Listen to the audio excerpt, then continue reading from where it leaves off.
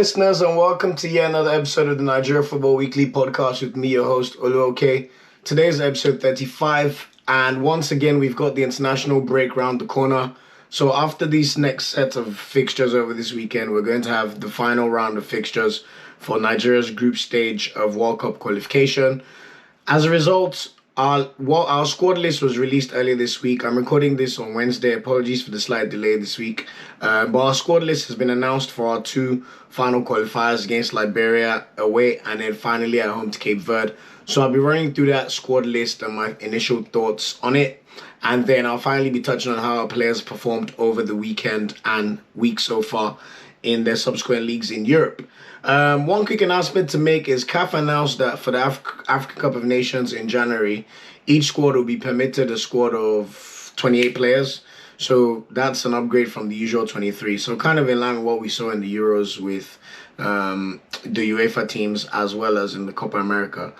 So yeah, interesting developments. In terms of the Nigeria squad, a bit of a massive, well not a bit, a massive surprise, so to speak, but not really a surprise considering that Grenoro and Amaju Pinnick had hinted at it. But for some reason, I don't know why, but they've decided to recall Odion Ighalo to Nigeria's squad. So we'll be getting into that because honestly, man, sometimes you just have to say, man, I tire for Nigeria. Like, some of these decisions just don't make any sense to me, but we'll get into it. Anyway, the full squad list first.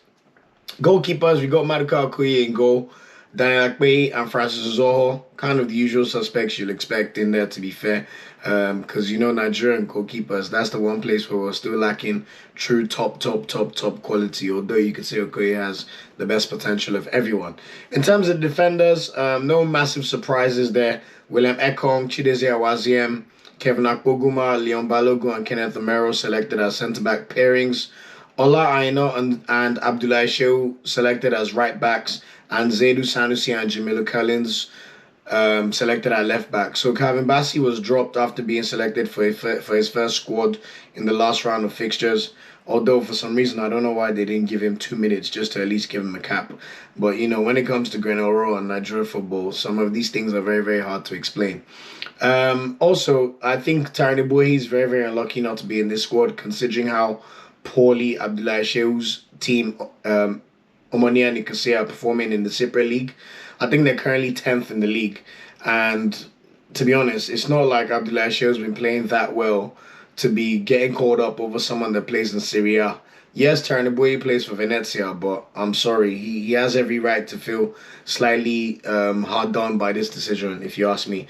One positive though, Zaidu Sanusi is back in the squad, so he's began to regain a bit of form at Porto, and I thought he was even a long-term solution at left back, so it's good to see him back in the squad.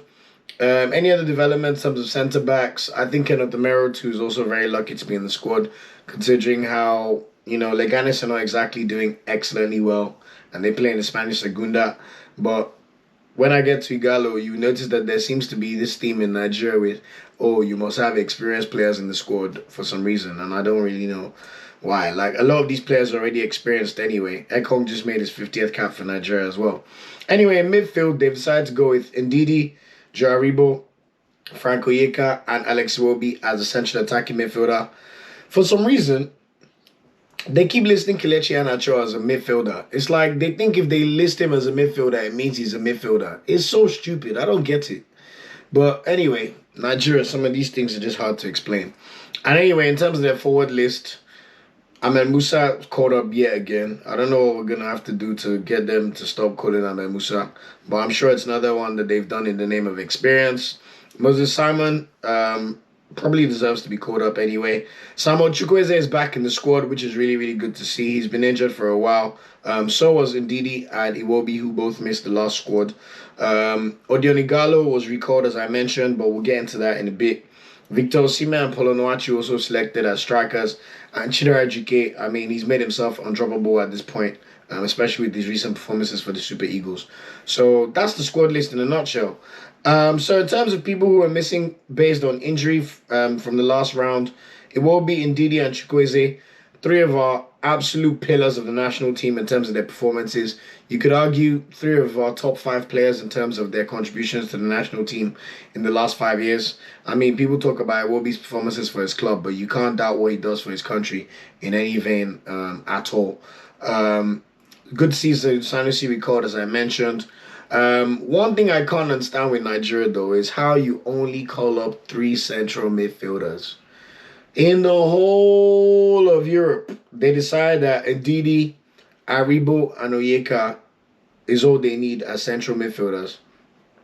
Yes, we know they would have called up Etebo if he wasn't injured, but surely you could still have recalled Innocent Bonke, who's playing in the Champions League. You know, I just, some of these decisions are just so baffling. Like, you're going into the final crucial World Cup qualifiers, you only have 3 centre mids. I don't care if you only have 2 starting. That's just not good squad planning.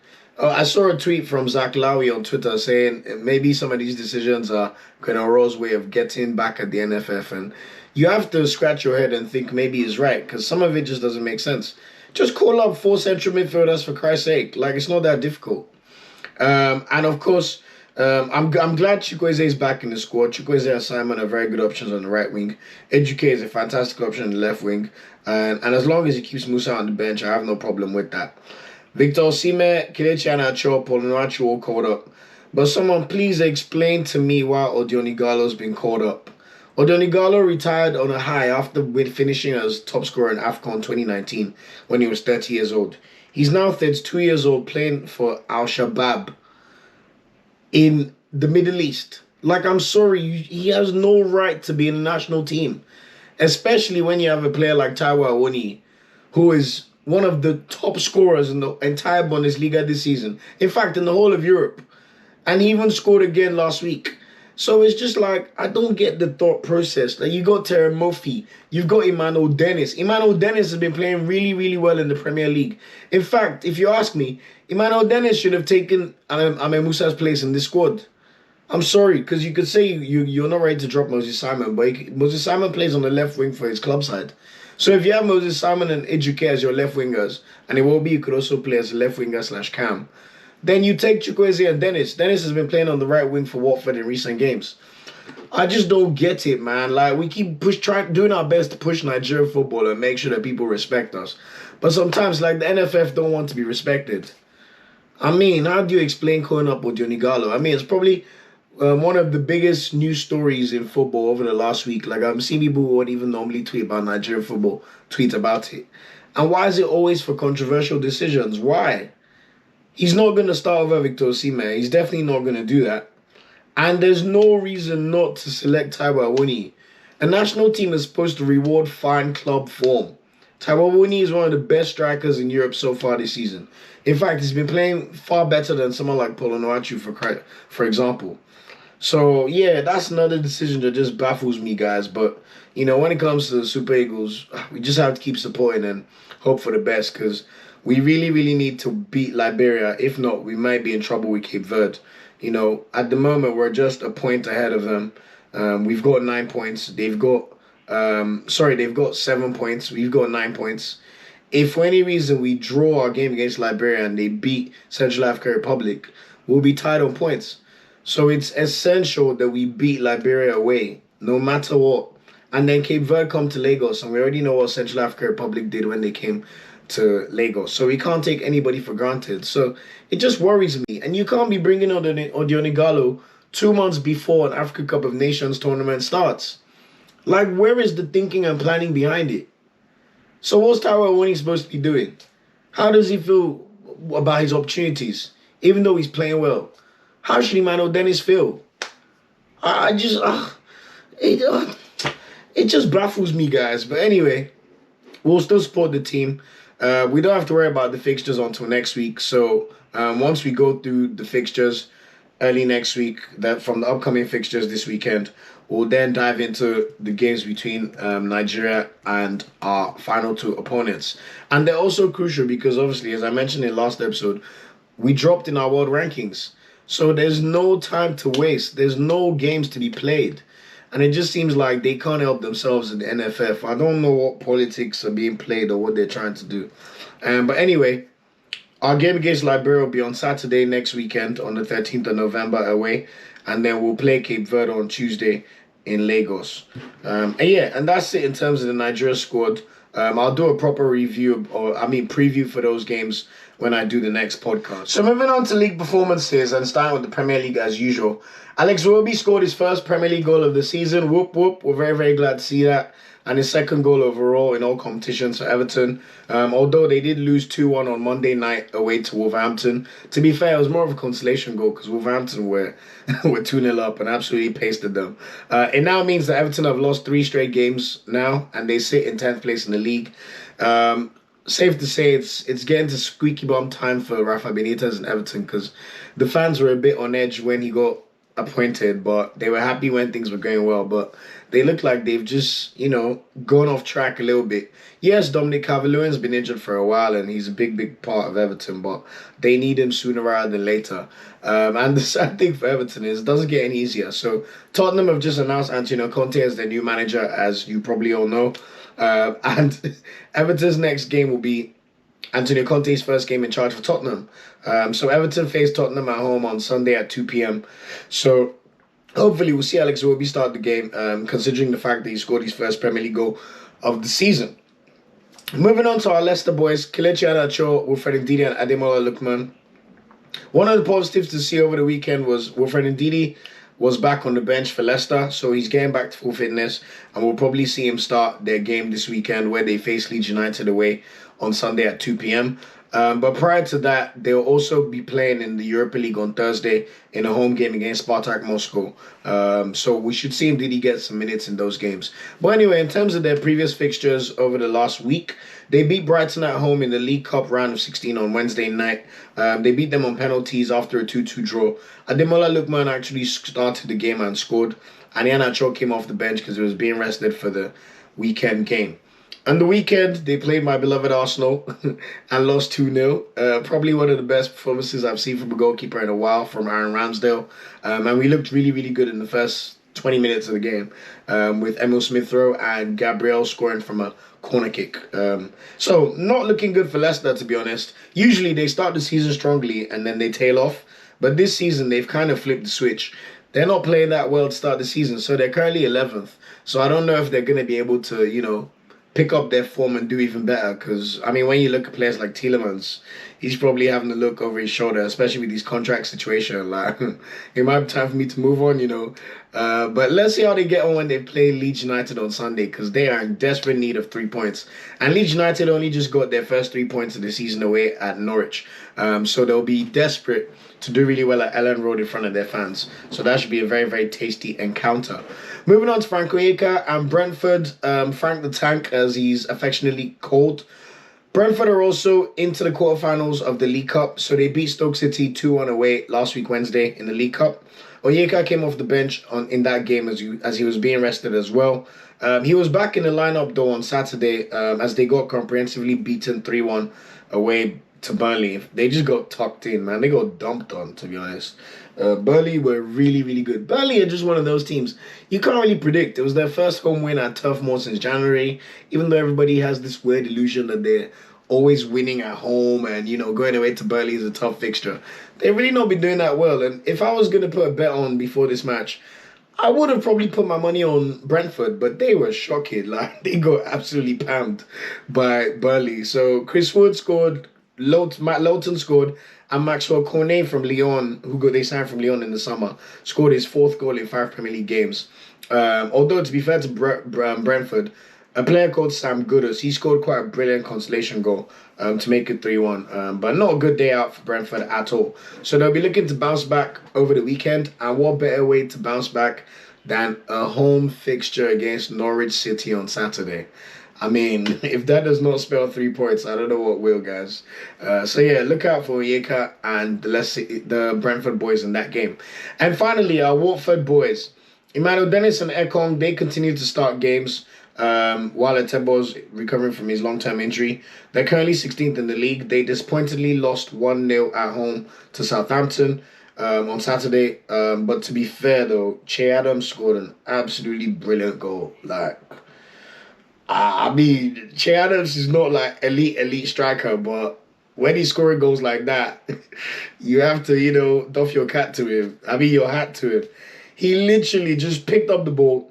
Ball's bouncing in the area. He just picked the ball up and turned and just swiveled with his right boot and just popped it into the top bins. Finesse. Literally like FIFA finesse now. It was that good. But it does get any easier for Watford. I mean, after losing to Southampton, they are playing Arsenal away at the Emirates Stadium. So I hope AFCON doesn't get embarrassed, and I hope they have decent games, but you know where my loyalties lie. I'm going to be hoping for an Arsenal thumping win over Watford in the game on Sunday at 2 p.m. And that's it in terms of the Premier League. In terms of the Serie A, Victor Osimhen started last week Thursday as Napoli comprehensively beat Bologna 3-1 at home. Osimhen actually won 2 penalties in that game, and you could tell he was a bit frustrated he wasn't able to take the penalties because, you know, he's a striker, he's number 9, he needs to get his goals up. I think he's got 5 in Serie A for now, so he's desperate to, you know, make sure he could finish the top scorer, which is what we want to see anyway. But for the weekend, he was injured, so he missed their game away to Salernitana, which they won 1-0, courtesy of a Zielinski winner. Napoli announced they had a muscular problem, but I don't know how serious it was or whether he'll be back for their Thursday game against Legia Warsaw in the Europa League. But I've seen Osimhen tweeting, and, you know, posting drippy pictures, so I think he's all right. It was probably just a precautionary situation. And when you're playing Salernitana, who are the worst team in Serie A, if there's one game you could rest your star striker, it's against Salernitana. And they're still top of Serie A anyway, so no problems with that one. Their game on Thursday is a very tricky one, though, in the Europa League, because at the moment they sit second with 4 points, and Legia also actually top the group with 6 points. And then Leicester are breathing behind their necks on 4 points as well. So if Leicester win, Napoli need to make sure they win, because if Legia also go to 9 points and they've got just 4 points with 2 games left, it might be curtains in terms of Napoli's Europa League adventure. Although some may say it might be a good sign because they could just focus all their eggs in the Serie A basket without having to worry about traveling to, you know, far places in Europe. But yeah, let's see how Osimhen does in that game if he even plays. And then in Serie A on Sunday, Napoli are at home to Verona. Verona have been playing really, really well. I don't know if anyone remembers the former Croatia centre-back, Igor Tudor. He's now the manager of Verona, and they've got Diego Simeone's son, Giovanni Simeone, plays for Verona. He scored 6 goals in his past 2 Serie A games, so he's been on fire. So it'll be Osimhen versus Giovanni Simeone, but, you know, Napoli are at home, so I expect Napoli to win the game, even though it's going to be a very, very tough game. And then moving on to Ola Aina and Torino. Ola Aina, he's been starting games for Torino, which is a big, big positive, and why he'll probably continue to start games at right back for Nigeria. But the only problem is he seems to be starting games on left wing back for Torino, so I don't know if he just needs to be getting that experience playing in the right, considering that's where he plays for the national team. But anyway, they narrowly lost last week Tuesday, 1-0 away to AC Milan away, which is no shame. And then they beat Sampdoria 3-0 at home on Saturday, which is a very, very good result.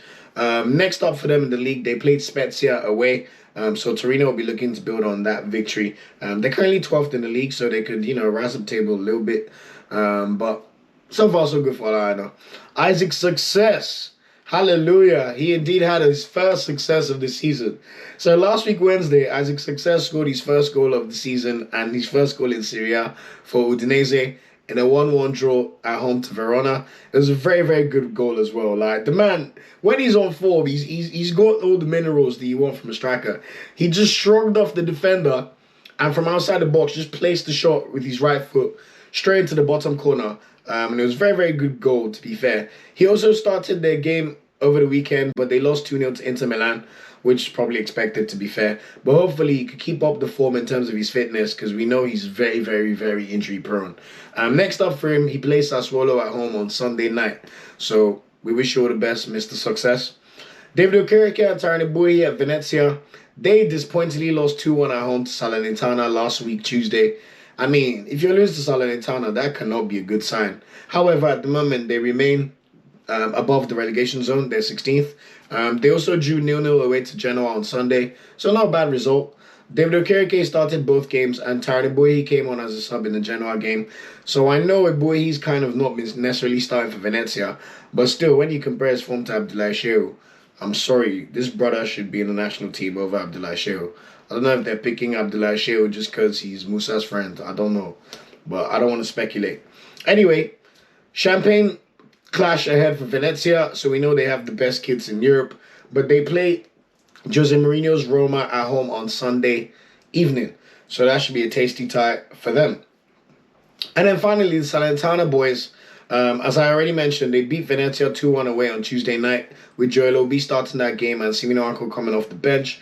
And then they lost to Victor Osimhen's Napoli 1-0 at home on Sunday with both players coming on as substitutes. To be honest, I can't see any of these guys forcing their way into the national team anytime soon, but I hope they could somehow resurrect their team because they are bottom of the table in Serie A. And if I was a betting man and I had £1,000, I could even put £1,000 guaranteeing Salernitana again relegated. And I promise you the bet will come off. You might even just win like £100. They look that doomed so far. And it doesn't get any easier for them. They play Maurizio Sarri's Lazio away on Sunday. And then finally, Kingsley Michael, he's still injured for Bologna, but we wish him a speedy recovery. In the Bundesliga, Taiwo Awoniyi, like I said, hottest Nigerian striker in Europe right now. It cannot be doubted, apart from Osimhen. But he's even scored more goals than Osimhen. Union Berlin, he came off the bench on last week in the German Cup and scored yet again in a 3-1 away win against Waldorf Mannheim. And then they lost 5-2 to Bayern Munich at home on Saturday, which is no shame, to be fair, when you consider how dominant Bayern Munich are compared to the rest of the league. Taiwo Awoniyi will get a chance to score some more goals from tomorrow night in the UEFA Conference League, where he goes up against Cyriel Dessers Feyenoord. And then on Sunday, he plays Cologne away. So I'm sure he'll be back in the goals, man. He's a gunman right now. He just does the job. And then Kevin Akpoguma for Hoffenheim. Good to see he was back in the lineup after having a slight injury in their previous game. He played in the German Cup game at home to Holstein Kiel on Tuesday, which they won 5-1. So last week, Tuesday, he started at right wing back as well. And then he also started at right wing back in their 2-0 win against Hertha Berlin at home on Friday night. Next up for them, they play Bochum away on Saturday, and I'm sure Hoffenheim will be looking at that as a fixture that they could most definitely win. And I'm sure Poguma will start yet again. It'll be nice to also see him get on the pitch for the national team after not playing any minutes over the last set of qualifiers. Leon Balogu's playing really well for Rangers, so I believe Balogu and Ekong should continue starting. But to be honest, true, Akpoguma should be coming into the team before Awaziem. I know Awaziem may be more tactically familiar, but in terms of, Akpoguma deserves his chance. He's a good defender. And then finally, Dixon Abiyama at Greater Fürth. His team lost yet again. They're the worst team in the Bundesliga, 18th out of 18 teams. They lost 3-1 to Haifa Freiburg on Saturday, and he wasn't even in the squad. But we'll see if he's back in action this Sunday, where they play Eintracht Frankfurt at home. Moving on to Ligue 1. In Ligue 1, Moses Simon's Nantes, they're currently 9th in the league. So they lost 2-0 to Montpellier. Moses Simon started the game. He always starts for Nantes. He's one of their star players, to be honest. He played 90 minutes in this one, but it was a bit of a disappointing tie for our Nigerian contingent in Ligue 1. They do have the chance to bounce back in the next game over the weekend, where they play Strasbourg at home. So hopefully Simon could get back to assisting ways, even if no scoring ways, because he still leads the league in terms of assists. Terry Murphy's Lorient, man, he's going through a bit of a rough patch of form, to be honest. They got absolutely battered 4-0 by Strasbourg away on Sunday. Next up for them, though, they play Brest at home on Sunday night this coming weekend. So hopefully we can see Murphy end his mini-goal drought. And Samuel Kalu, I know I've lambasted him, and it's good to see him out of the Nigerian squad because he doesn't deserve to be in it right now. It needs to be a competitive field. But he did come on off the bench for Bordeaux, and he assisted Jimmy Briand. If you remember, Jimmy Briand used to play for Lyon. He's like 36 years old and he still played in Ligue 1. I don't know what these older players are eating these days to make their careers last. But they came back from 2-1 down to beat Reims 3-2 at home on Sunday night. So good win for Bordeaux, although they remain 16th. And it doesn't get any easier for them. Their next fixture is against PSG at home on Saturday at 8 p.m. In La Liga, Samuel Chukwueze's team, Villarreal, they are struggling in La Liga, boy. They're currently in 13th place in the league. Last week, Tuesday, they drew 3-3 at home to Cadiz. Cadiz just got promoted, so that's never a good sign. Although I did see the goals. Cadiz goal were brilliant. All three. One guy from, I can't remember what country he's from. He scored a hat-trick. Was it Honduras? One of those countries anyway. And then on Saturday, they lost 2-0 to Valencia in one of their derbies, so that's not a good sign. However, in the Champions League, though, they did beat Young Boys 2-0. Samuel Chukwueze came off the bench in all 3 games, so it's safe to say in terms of Unai Emery's plans, he needs to do a bit more to force his way into the manager's starting lineup. It's a bit more frustrating for me because Arnaud Danjuma, the Lagos-born player who plays for the Netherlands, he has been on fire, man. He's playing so well for Villarreal. He's scoring goals in every game, almost every game. And we could have had him playing for the Super Eagles. I mean, if we had someone like Danjuma on the left wing, I don't even think you hear Musa's name called again. But yeah, anyway, we have to play with the cards we've been dealt. And then Azat Oshoala, the women's game, they were back from the international break over the weekend. She scored a brace yet again as they pummeled Real Sociedad 8-1 in La Liga. Next up for them, they play Eibar away on Saturday. So that'll be an interesting fixture. And then just to round up in the non-top 5 leagues, in Porto, Zaidu Sanusi looks like he's finally getting into the manager's good books. He was not in the squad as they lost 3-1 Santa Clara on Tuesday in the League Cup. But then he started the game over the weekend on Saturday as they won 4-1 at home to Boavista. And he played really well earlier tonight in the Champions League. Porto got a well-earned draw away to Milan at San Siro. And to be honest, they probably deserved 3 points. Like, they were really, really good. Luis Diaz is a superstar, man. Watch out for that name, Luis Diaz, Colombian winger. He is electric. But next up for them in the league, they play Santa Clara away on Sunday, which is Sanusi's former club. So hopefully he can start again. And now that he's got the confidence of being back in the national team, that's a good sign. In the Dutch Eredivisie, we had Maduka, Okoye and Cyriel Dessers literally playing each other. So Sparta Rotterdam faced Feyenoord at home. It was 0-0 right until stoppage time. And guess who scored the winning goal? Cyriel Dessers. From a corner kick, the ball popped into the box and he just placed it with with his right foot. Maduka Okoye got his hand to it, but he pushed it into the net. It's hard to say if it's his fault because there were a lot of bodies in front of him, but he'll be probably massively disappointed to concede a last-minute goal like that. So Cyriel Dessers is one of the few Nigerian players who scored a goal over this weekend, actually. So shout out to him. Anyway, next up for Maduka Okoye and Sparta, they play Willem 2 away on Saturday. And then for Cyriel Dessers, he's in action in the UEFA Conference League on Thursday, away at Union Berlin. And then they play AZ Alkmaar at home on Sunday. In the Belgian League, it's good to see Genk finally get some good form. Man, they were struggling. So in the Belgian Cup last week, Wednesday, they beat a team called St. Eloise Winkel 6-0. Ike Ugbo scored 2 goals in that game. And then on Sunday, they beat Zulte Waregem 6-2 to finally return to winning ways in the league. Polonacho also scored one of the goals, so that was his first goal in a minute. Next up for them, they play West Ham United at home on Thursday in the Europa League, and then they play Cercle Bruges at home on Sunday. Alassane Youssouf at Royal Antwerp, he came on for the last 10 minutes in their Belgian Cup tie over the week, last week Thursday as they lost 2-1 to KVC Westerlo. And then he started as they beat Cercle Bruges 1-0 away on Sunday. They're also in action in the Europa League this Thursday where they play Fenerbahce at home. And then they play Anderlecht at home on Sunday, which is another one of the big derbies. In the Scottish Premiership, I think Calvin Bassey is also pretty unlucky to be dropped because he should be getting in the squad ahead of Jamilu Collins, who plays in the Bundesliga 2nd Division. Calvin Bassey, Leon Balogun and Joe Aribo have all started the last 3 games for Rangers.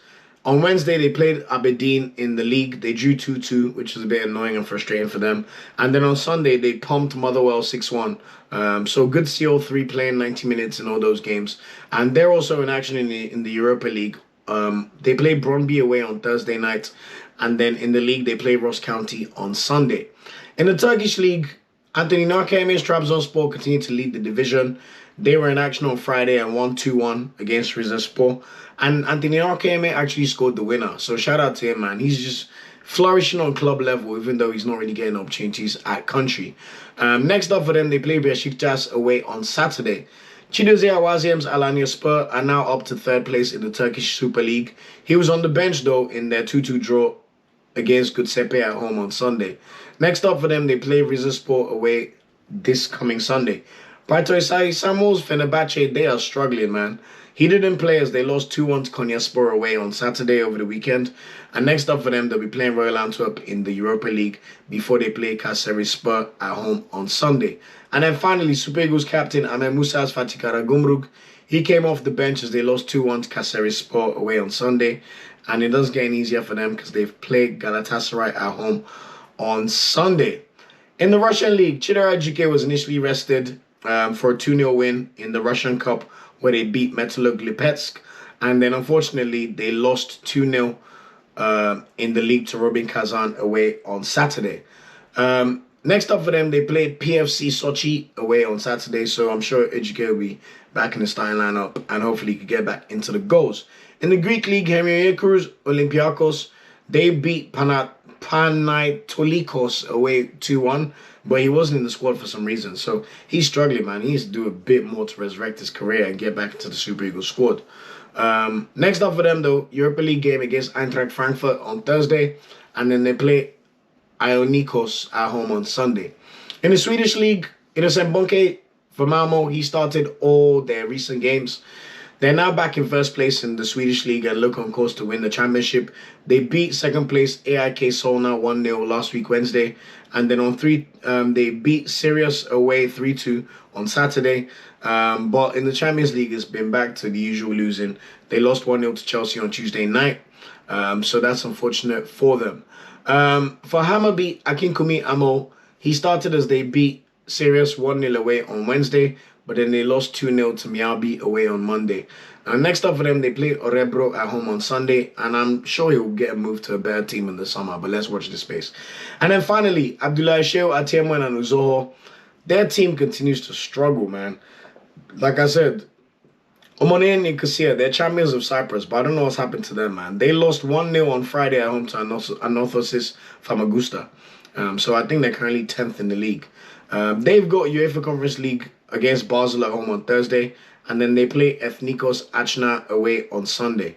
So yeah, that's it in terms of all the European League players. As I said, after this round of games, there's going to be an international break.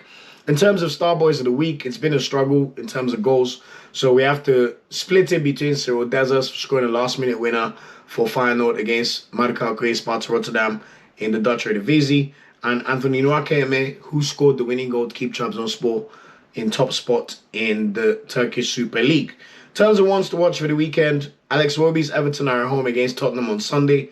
That should be interesting. Let's see if he could score yet again. Emmanuel Dennis and Troost Ekong come to the Emirates Stadium on Sunday, so that should be a tough test for them, and one that they'll probably relish. Victor Osimhen is in action on Thursday against Legia Warsaw in the Europa League, and then at home on Sunday against Verona. Isaac Success, we're looking to see him build on his first Serie A goal. He's in action against Sassuolo on Saturday. And then Venezia, David Okereke and Tyrone Boehi are in action against Roma on Sunday. Taiwo Awoniyi is in action against Cologne on Sunday as well, so we'll be looking to get back into the goals in the Bundesliga. And then finally, Samuel Kalu's Bordeaux play PSG at home on Saturday. So that's it for episode 35 of the Nigeria Football Weekly. Please remember to continue to spread the word, and we're available everywhere on YouTube. Our channel is Nigeria Football Weekly. You can find us on Twitter at NFWPOD, Instagram at Nigeria Football Weekly, Facebook at /Nigeria Football Weekly. And I've been your host, Oloke. Thanks again for rocking with me. We'll be in touch to review all the games that take place between Thursday and the weekend before doing the previews of the Super Eagles fixtures against Liberia and Cape Verde. See you lot next time and enjoy the football over the weekend. Thanks for watching this video. Please like, share, subscribe, and click the bell to get a notification whenever we drop a video. You can also find our social media channels listed below. And of course, up Super Eagles and Nigeria no dey ever carry last.